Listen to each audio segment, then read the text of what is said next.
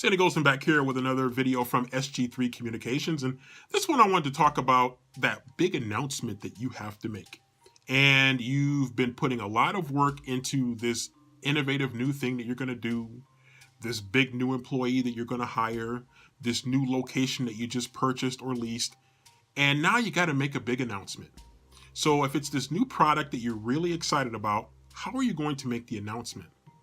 That's where SG3 Communications can come in to help you strategize about the best ways to make your announcement and to make a big splash for your announcement. Because if you don't handle it the right way, if you don't understand your market, if you don't understand your audience, you could really miss out on a golden opportunity to really advance your brand through targeted strategic communications to help you get the word out to the right audience at the right time in the right media. And so all of that really matters for you. So make sure that when you're thinking about this big announcement that you got to make, you look for a company like SG3 Communications, because we can help you to develop that press release. If that's what it is, make a big splash in social media. If that's what it is, work with your local media like your TV stations or your radio stations to get them to come out.